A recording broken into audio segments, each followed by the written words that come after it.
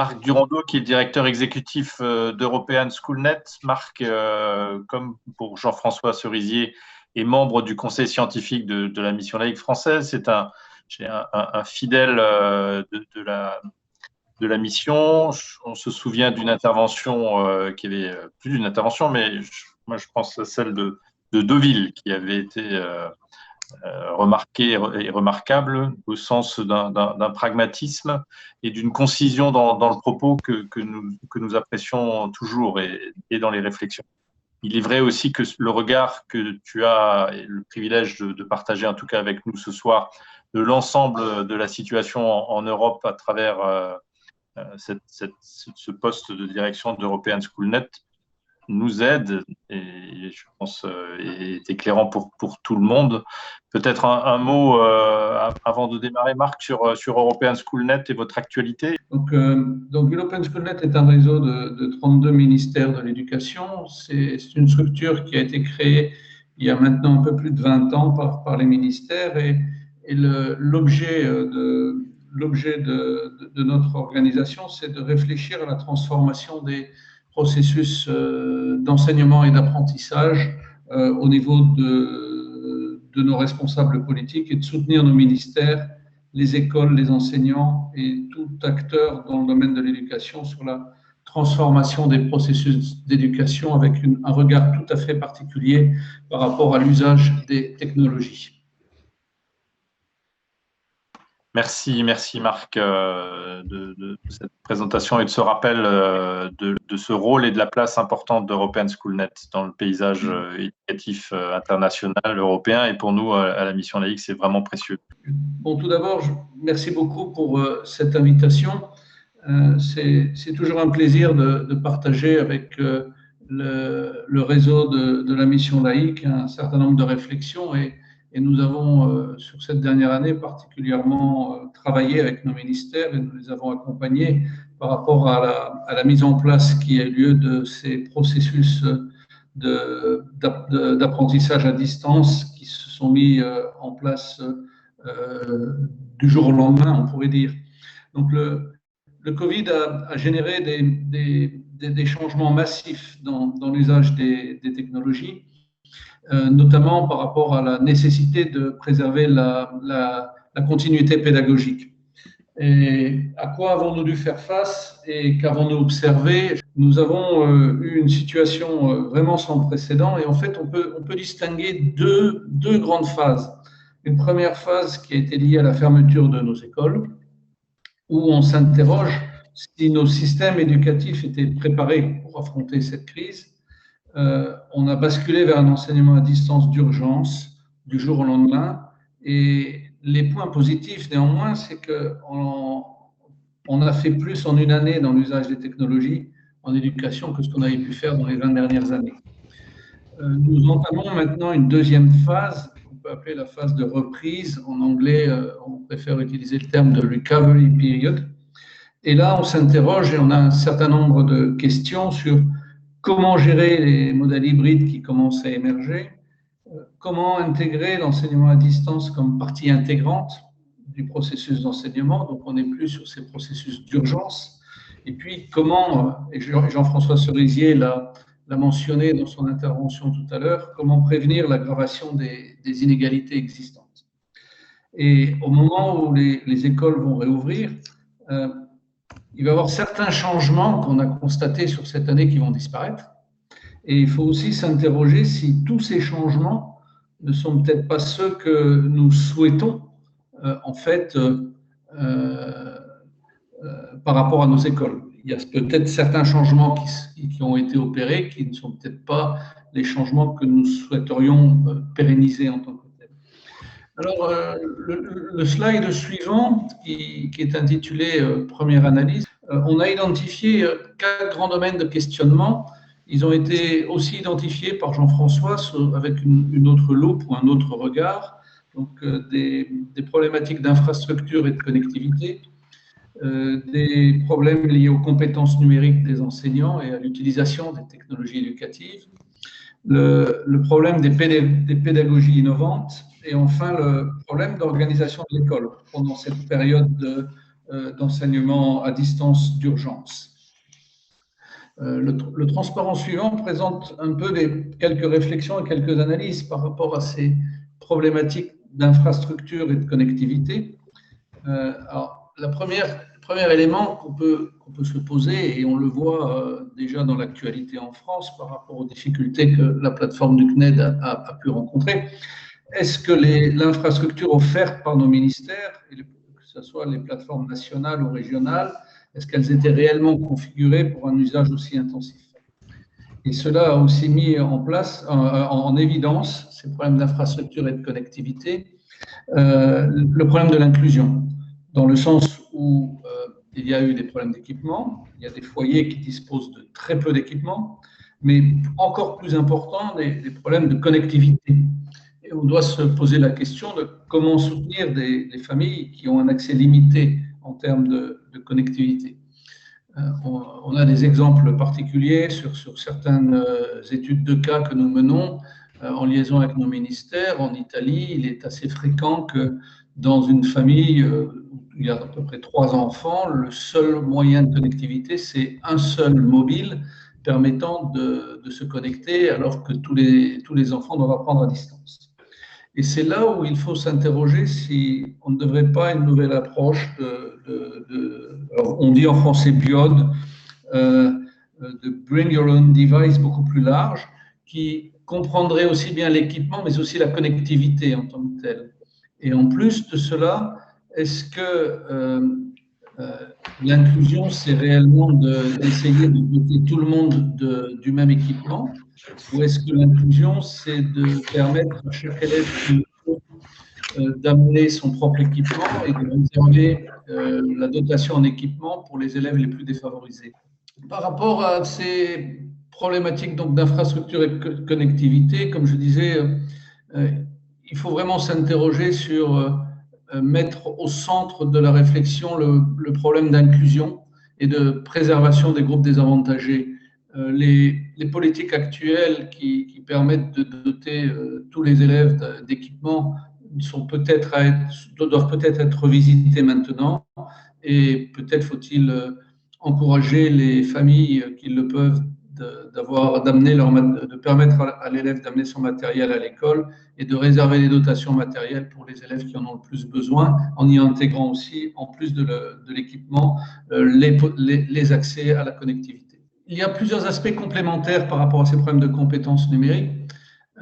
Les enseignants n'étaient pas tous familiers avec l'usage des technologies, et en Europe, on est confronté à cet enjeu de la compétence numérique de base. Force est de constater que grand nombre d'enseignants ont eu vraiment du mal à basculer. Ça a été une formation sur le terrain pour eux. Les dispositifs de formation mis en place par les institutions et par nos ministères n'étaient pas nécessairement configurés et n'ont peut-être pas permis aux enseignants de maîtriser l'ensemble de ces aspects. Et le deuxième élément est beaucoup plus lié au fait que les enseignants n'étaient pas préparés à intégrer les technologies éducatives dans leur approche pédagogique. Et là, nous avons un enjeu de formation à très grande échelle des enseignants, sans mentionner aussi la difficulté pour un certain nombre d'élèves de la compétence numérique des élèves, où toutes les études internationales révèlent aussi que si les élèves sont des grands consommateurs de technologie, ils ne sont pas nécessairement compétents en la matière. L'autre aspect que je souhaitais partager concerne les pédagogies innovantes, et c'est le transparent suivant, et Jean-François l'a mentionné aussi dans son intervention, les enseignants expérimentés qui avaient déjà développé des approches innovantes ont été moins impactés. Alors, on parle de la classe inversée, mais il faut aussi peut-être souligner le fait que certaines écoles isolées, ce qu'on appelle les small and rural schools, ont peut-être été moins impactées parce que ces enseignants étaient habitués à développer la capacité d'autonomie des élèves dans leur apprentissage. Et cette capacité d'autonomie était déjà présente avant le phénomène de la pandémie, et ça a vraiment permis aux enseignants de compter sur cette autonomie qui est certainement l'un des enjeux majeurs par rapport à l'évolution de nos systèmes éducatifs. Le deuxième aspect par rapport à ces dispositifs d'urgence, et ça reflète aussi ce que Jean-François disait par rapport à un usage pertinent des technologies, c'est qu'une grande majorité des approches en matière d'enseignement à distance a consisté à transposer en ligne des activités qui étaient prévues pour être dispensées en présentiel. Et ce type d'approche, malheureusement, ne marche pas. Ce type d'approche n'est pas efficace, génère énormément de pression au niveau des élèves. Quand on voit le niveau d'attention déjà dans la classe en présentiel, si on répète la même chose à distance, il y a de fortes chances que les processus d'acquisition des connaissances au niveau des élèves ne soient pas optimum. C'est la difficulté à organiser les séquences d'apprentissage dans un contexte à distance qui doit faire l'objet de réflexion et de mise en place de formations adaptées. Et pour cela, on a besoin de collecter toutes les pratiques innovantes et de les partager avec les enseignants pour mesurer quel a été le niveau d'innovation, parce qu'on a aussi un réservoir d'innovation phénoménal par rapport à cette situation. Et par rapport à cela, il importe de pouvoir aussi les valoriser. Enfin, les méthodes d'évaluation pour soutenir la progression des élèves doivent être visitées. Et on l'a vu, ces fameux assessment models ou les évaluations, que ce soit des évaluations au sein de la classe ou des évaluations nationales, on voit simplement que la sacro-sainte institution de l'école est en train de bouger un peu, car des choses qui n'étaient pas concevables préalablement ont bougé, notamment de revoir les modalités par rapport au baccalauréat, de revoir les modalités dans d'autres pays, ce qu'on appelle les high stakes exams, ou qui ont été complètement modifiées et qui ont pu être faites parfois à distance, alors que ce n'était même pas la peine d'y penser auparavant. Par contre, ces pédagogies innovantes mettent en évidence deux paradoxes qu'il me semblait important de partager avec vous. Le premier, c'est l'individualisation par rapport à l'approche collective, où en classe, un des enjeux majeurs, c'est de personnaliser les processus d'apprentissage avec un groupe d'élèves. C'est vraiment ce à quoi les enseignants sont confrontés, alors qu'à distance, l'enjeu était complètement différent, c'était de développer ce sentiment d'appartenir à un groupe, avec des étudiants dispersés. Et le deuxième paradoxe concerne l'organisation du temps d'études entre l'école et le travail en ligne. En classe, l'organisation de l'apprentissage n'est pas dans les mains de l'élève. Et l'élève est là et suit les leçons, les enseignements tels que dispensés dans le cadre de l'école. Alors qu'en ligne, les étudiants ont dû gérer leur organisation personnelle et on revient aux problématiques d'autonomie de l'élève pour gérer les activités d'apprentissage demandées. Cela permet de passer au transparent suivant sur l'organisation de l'école pendant la période de fermeture. Et il y a eu beaucoup de questions qui se sont posées. Comment réorganiser les activités pédagogiques? Quelle devrait être la journée d'apprentissage pour un élève à distance? Quelle séquence pédagogique? Comment garder le lien entre le chef d'établissement et l'équipe pédagogique? Comment préserver les interactions quotidiennes? Quelles nouvelles modalités d'examen en ligne? Le transparent suivant, s'il vous plaît. Quel rôle important des responsables IT à l'école, l'accès aux outils, les solutions éducatives existantes, la conformité par rapport à la RGPD. Un grand nombre d'enseignants ont dû basculer sur des solutions alternatives parce que les plateformes nationales offertes n'étaient pas aussi efficaces qu'attendues. Mais un grand nombre de parents se sont posé la question de respect de la vie privée, des données des élèves, que les outils utilisés par certains enseignants n'étaient pas conformes par rapport aux régulations de la RGPD. Comment redéfinir l'interaction avec les parents, que ce soit, et notamment par rapport aux enfants des écoles primaires, et comment accompagner les parents par rapport à ces dispositifs? Comment soutenir les élèves à risque et prévenir le décrochage? Comment préparer les jeunes enfants à apprendre en ligne? Et on n'a peut-être pas suffisamment mentionné qu'il importe d'évaluer les risques associés à cet apprentissage en ligne, notamment par rapport aux jeunes des écoles primaires. Et enfin, on peut s'interroger sur si toutes ces réflexions ne doivent pas nous amener à mettre en place un réel programme de formation, d'accompagnement et de soutien pour les chefs d'établissement. Alors, la deuxième partie de ma présentation a pour objet de partager avec vous quelques réflexions pour le futur. Et le transparent suivant, on pourrait se poser la question, est-ce que la situation va être la même qu'avant?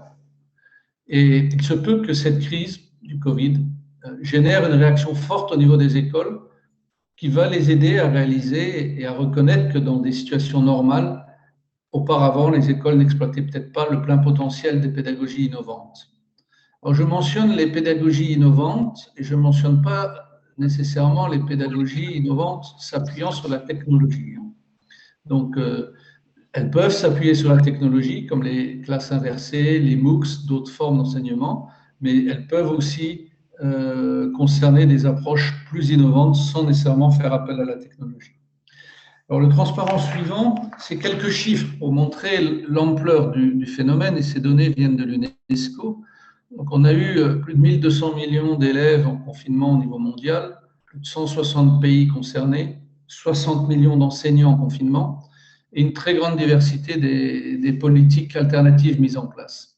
Et le véritable enjeu, désormais, c'est de collecter toute l'évidence par rapport à cette situation et d'apprendre de cette situation exceptionnelle. Et l'un des points intéressants, c'est que toutes les études internationales qui ont été publiées récemment avaient pointé clairement un certain nombre de problèmes, comme les problèmes d'infrastructure, les problèmes de compétences numériques des enseignants, les problèmes de politique d'inclusion. Et en fait, cette crise du Covid a permis de mesurer réellement ces carences. Et c'est maintenant qu'il faut agir. La fenêtre d'opportunité pour permettre à nos systèmes éducatifs de réagir et de prendre en compte cette situation exceptionnelle, elle est maintenant. Elle ne sera peut-être pas présente dans 1 an ou dans 2 ans. Alors, on a esquissé au niveau de notre structure quelques réflexions pour le futur et proposé 10 pistes de réflexion. Avant de présenter les pistes de réflexion, identifier les domaines de changement qui ont eu lieu dans nos systèmes éducatifs, en sachant que nos systèmes éducatifs généralement reposent sur 3 piliers. Le premier pilier concerne les processus d'enseignement, le deuxième pilier concerne le curriculum, et le troisième pilier concerne l'assessment. Alors, sur le premier pilier, en processus d'enseignement, ces domaines de changement, ça a été affecté par l'usage des technologies, par l'utilisation pédagogique des technologies éducatives, par un nouveau rôle de l'enseignant qui commence à se dessiner, plus comme orchestrateur de l'apprentissage, mais surtout pour identifier les nouvelles activités d'apprentissage où l'usage des technologies est vraiment important. Le deuxième aspect par rapport au curriculum, et ça a été un peu révélé pendant cette période, c'est est-ce qu'on ne demande pas trop à nos écoles? Est-ce qu'on est réaliste en matière de curriculum? Quand on voit tout ce qu'il y a enseigné, est-ce qu'il n'y a pas matière à réfléchir à des nouveaux domaines, à peut-être revoir complètement les priorités au niveau du design de nos curriculums? Et enfin, au niveau de l'évaluation, comment les élèves devraient apprendre?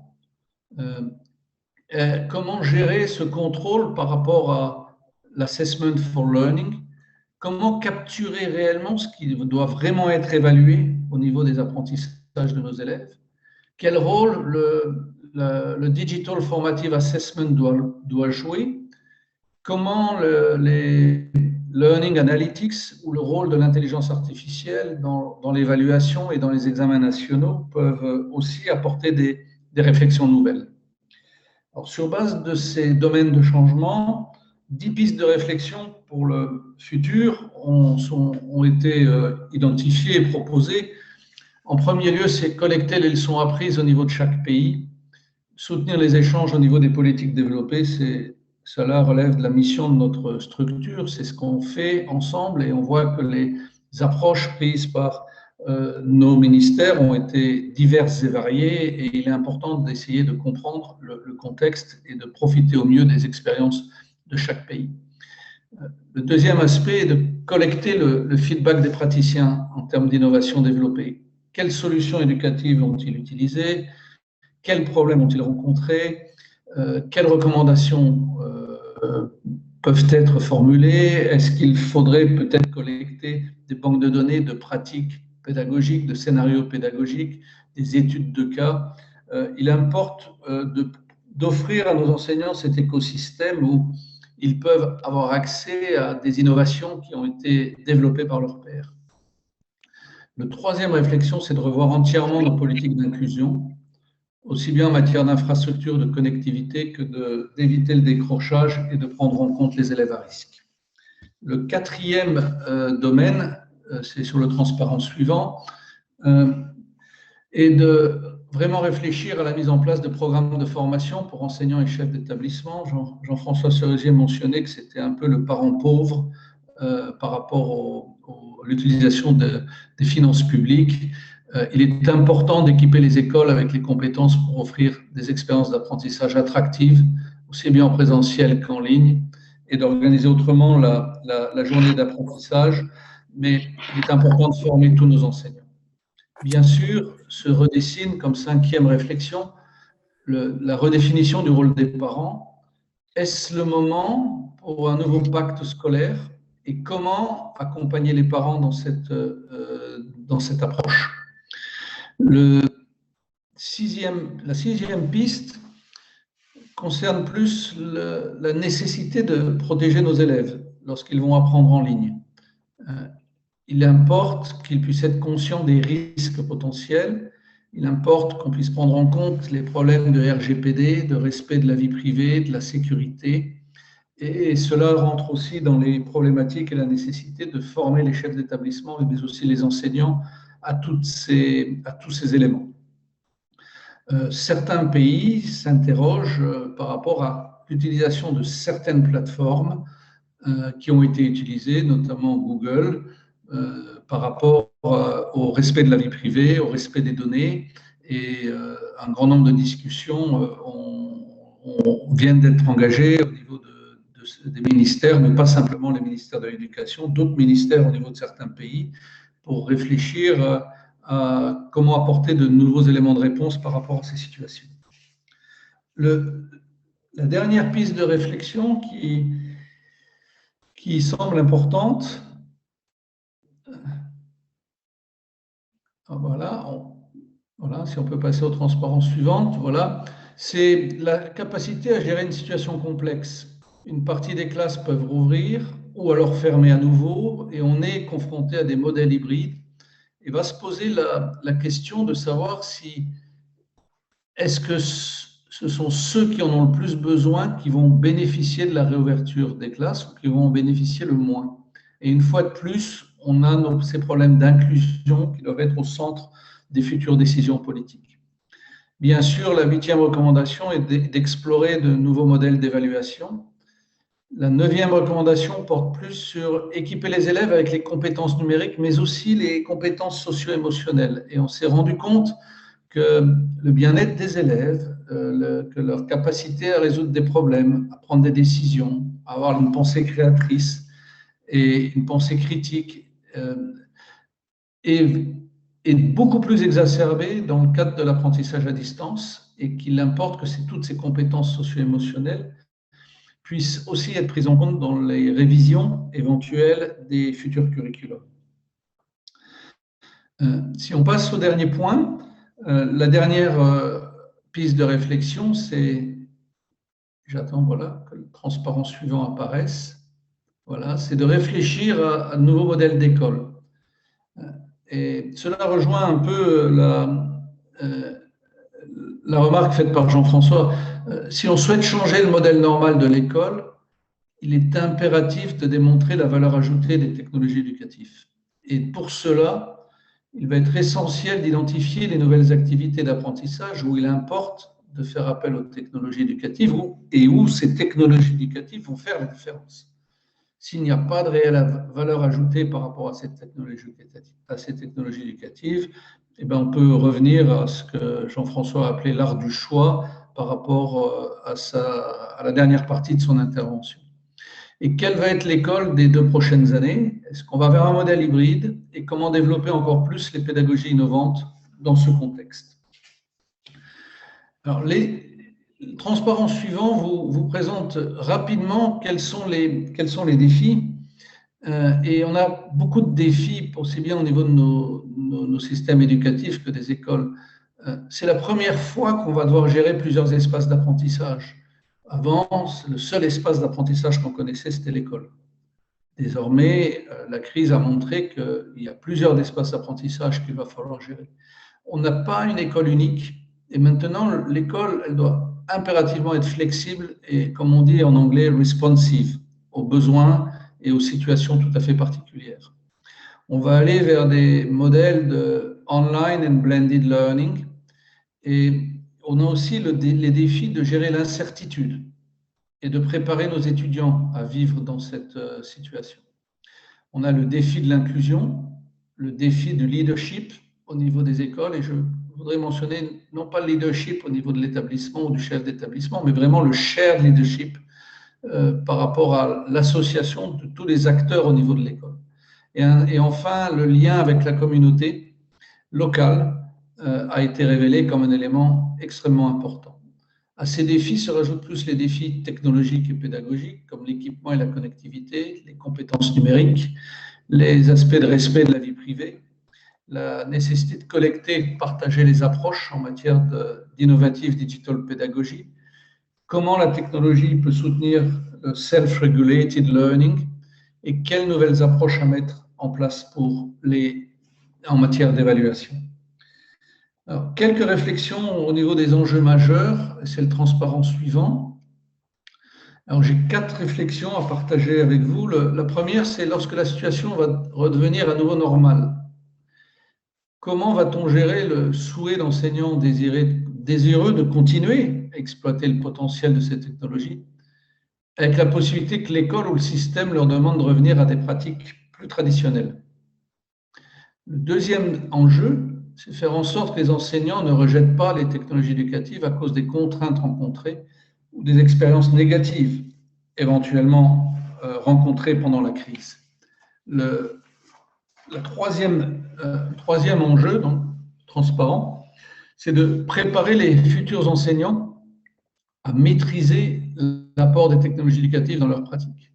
Alors, ce n'est pas un plaidoyer pour le tout numérique, c'est un plaidoyer pour une différenciation, un plaidoyer pour une maîtrise des technologies, de bien voir dans quel contexte la valeur ajoutée est vraiment réelle. Et enfin, de manière encore plus importante, de partager les usages et d'améliorer le fonctionnement des outils. Mon dernier transparent, c'est un transparent, je crois que j'avais déjà utilisé il y a certaines années, qui est d'autant plus pertinent pour refléter quel va être ce nouveau rôle de l'enseignant. C'est que l'enseignant, c'est celui qui apprend de son enseignement plutôt que celui qui a fini d'apprendre comment enseigner. Je vous remercie beaucoup pour votre attention. Alors moi, j'aimerais poser, c'est Jean-François qui parle, j'aimerais poser une question à Marc. Alors moi, je suis tout à fait intéressé par ta présentation. Ce qui m'intéresse aussi, c'est ta position européenne. Et tu y as fait référence en parlant de l'Italie au moment de ta présentation. Mais est-ce que tu peux en dire plus justement sur la façon dont cette crise a été, du point de vue de l'éducation et du numérique, a été gérée par différents pays? Est-ce qu'il y a des options très différentes? Lesquelles? Qu'est-ce que tu peux en dire? Déjà, il y a énormément de situations variées, diverses et variées, par rapport aux décisions politiques qui ont été mises en place pendant la crise. Mais on voit qu'un grand nombre de pays, par exemple, ont mis en place de nouveaux indicateurs. Ils commencent à réfléchir sur se questionner si les indicateurs actuels doivent pas être revus, de mettre en place des politiques de monitoring beaucoup plus actives pour mieux réfléchir à l'utilisation des technologies éducatives, de politiques de formation par rapport aux enseignants. Ça, c'est un domaine qui revient de plus en plus. Alors, on espère que ça ne va pas être un vœu pieux qui ne sera pas suivi d'effet en tant que tel, mais beaucoup de pays, on a un groupe de travail sur les indicateurs et beaucoup de pays ont mis en place d'autres types d'évaluations, d'autres types d'enquêtes pour collecter, pour être beaucoup plus agile, pour collecter beaucoup plus de retours de la part des enseignants, des chefs d'établissement. Se pose le problème et beaucoup de pays sont, comment dire, déçus au niveau des technologies aussi.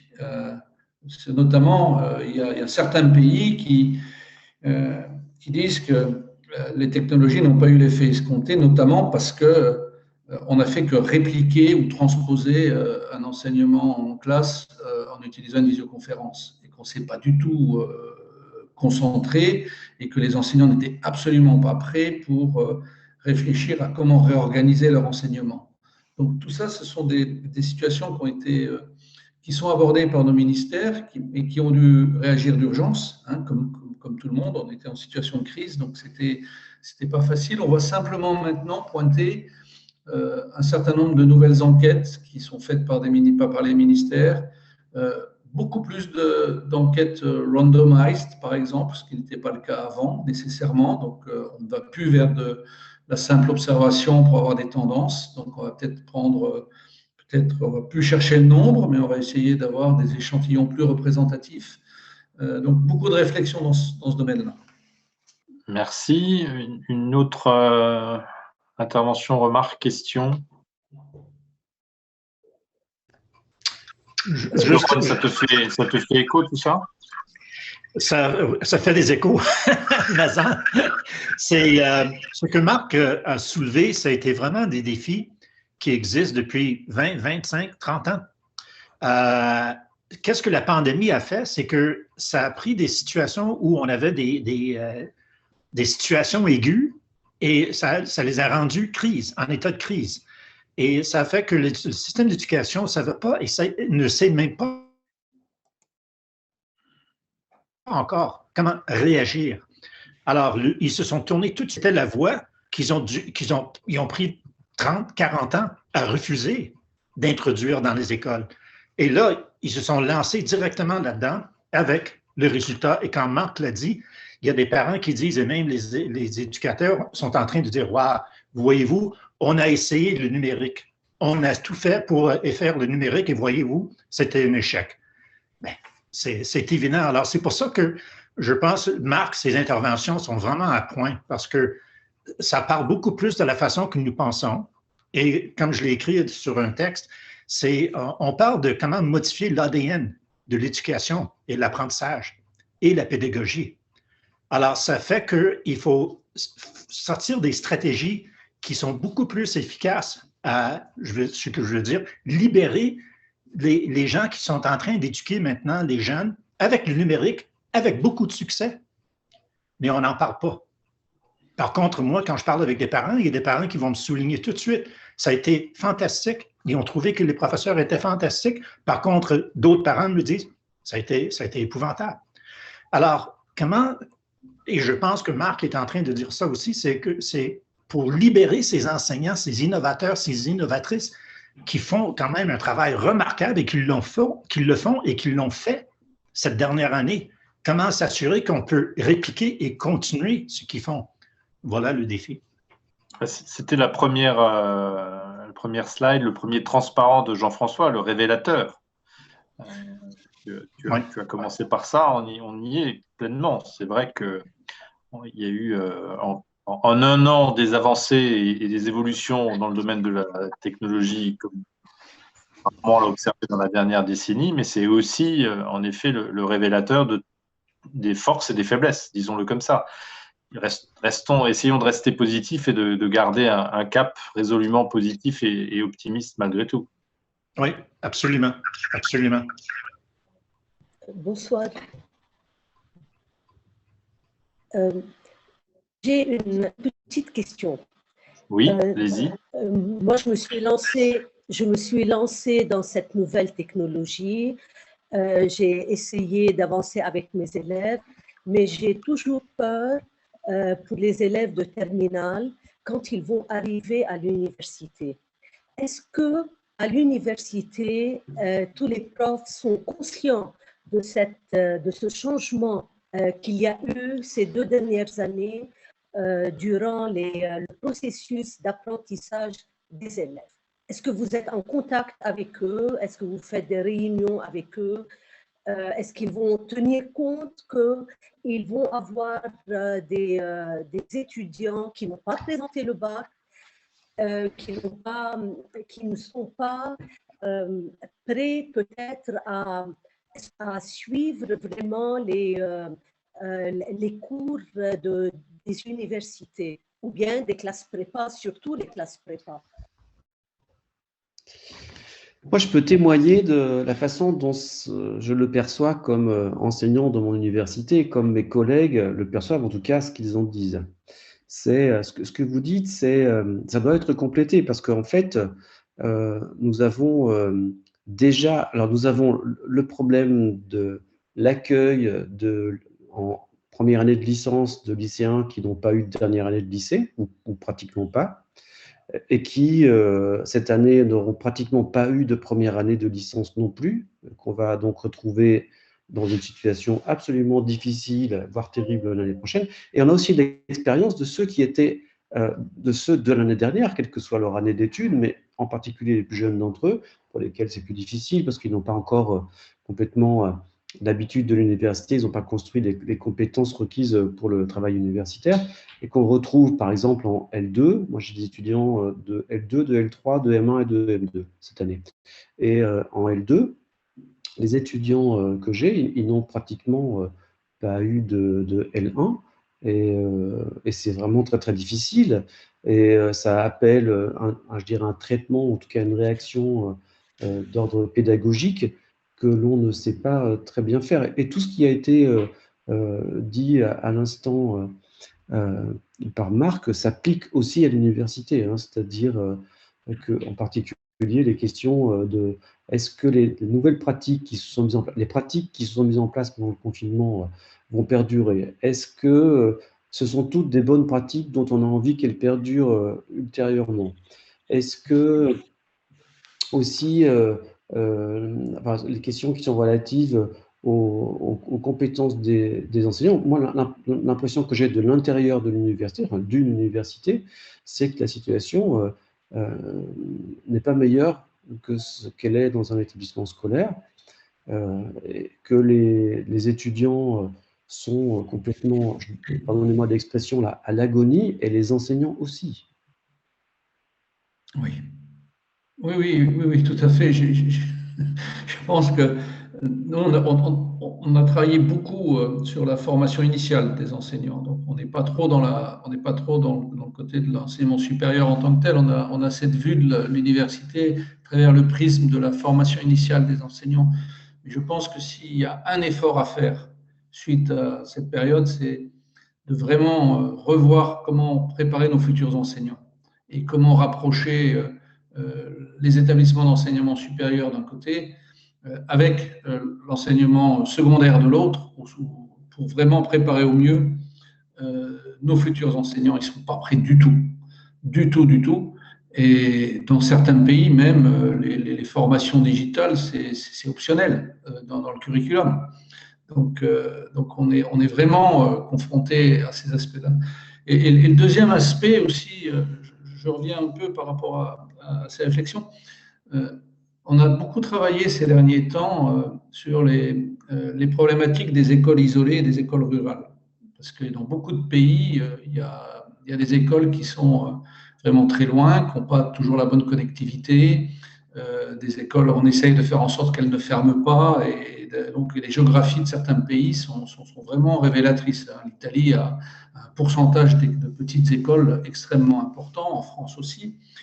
Et le mot, la réaction principale de ces enseignants, c'est ils nous disent « Oui, je suis équipé, oui, c'est bien, oui, on arrive un peu à se connecter, c'est bien, mais on ne sait pas quoi faire.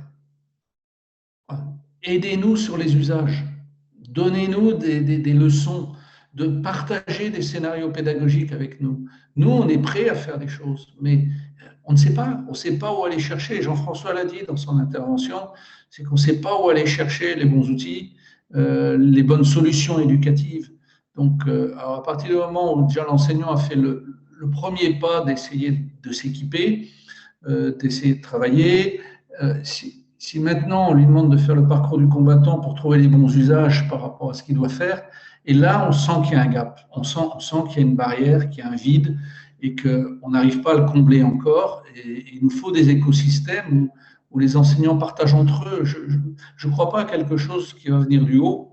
Je pense à une appropriation du terrain, je pense à une remontée du terrain et qu'il faut qu'on leur donne les espaces où ils peuvent échanger entre eux, où ils peuvent partager. Voilà. Et ça, c'est là peut-être un manque qui existe. Alors, on a vu beaucoup de communautés se mettre en place, on n'en a pas beaucoup parlé. Je n'ai pas vu beaucoup de résultats de la recherche par rapport à l'analyse de ces communautés d'enseignants pendant la période du Covid. Ce serait intéressant peut-être de voir, de collecter plus d'évidence par rapport à ça. Mais on sait qu'il y a beaucoup d'enseignants qui ont développé des vidéos utiles, qui ont partagé beaucoup de choses.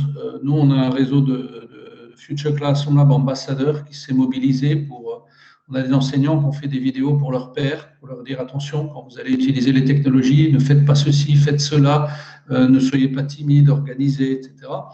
Bartel Schwiesel va participer à un atelier dans ces rencontres numériques pour partager un peu l'expérience qu'il a eue. Mais ce problème d'usage, on a l'impression de l'oublier. On a l'impression que c'est un peu le parent pauvre de cette crise. Merci de vos réponses, de ces pistes, de ces réflexions, témoignages. Merci à notre collègue également de partager ces inquiétudes pour, en effet, les lycéens qui vont aller dans le supérieur. Il faut rester lucide et vous l'êtes et vous nous aidez à rester lucide. Et c'est vrai qu'on essaye nous-mêmes d'apporter les réponses à notre niveau. On a l'avantage de la taille d'une association, somme toute, à taille humaine, et donc de pouvoir accompagner nous aussi, comme on pourrait le faire peut-être dans des petites écoles, des petites structures. Au final, on arrive aussi, autant que faire se peut, bien sûr, à proposer des réponses ou en tout cas à accompagner. Cette question de la scénarisation est fondamentale et on a commencé par ça. La question de la production des élèves en situation d'enseignement à distance, la question de l'évaluation, bien sûr, et la question des rétroactions. On a lourdement, très souvent insisté sur l'importance des feedbacks et des rétroactions. Et tout ça, finalement, ce sont des enjeux qui concernent, tu l'as dit, Ron, qui concernent l'enseignement depuis toujours, d'une certaine façon. Et oui, à pas forcer peut-être, à pas accélérer en tout cas, cette question de la scénarisation indispensable, de la rétroaction, de la production des élèves et donc de l'évaluation. Ce sont les quatre axes sur lesquels on a travaillé, on continue de travailler et vos apports, vos réflexions nous confortent dans ces choix qui ne sont pas terminés, mais en tout cas, c'est dans ces directions-là qu'on accompagne les enseignants. Oui. Mais comme disait Ron, ces éléments, ces questions, ça fait des années qu'on se les pose, mais en étant un peu provocateur, à quoi ça sert de continuer à financer des enquêtes internationales qui pointent des problèmes réels si personne ne les prend en main, personne ne se les approprie et personne n'apporte des réponses? Je veux dire, on le sait depuis des années qu'on a des problèmes d'infrastructure, de connectivité, qu'on a des problèmes de compétences numériques. Je veux dire, c'est pas nouveau.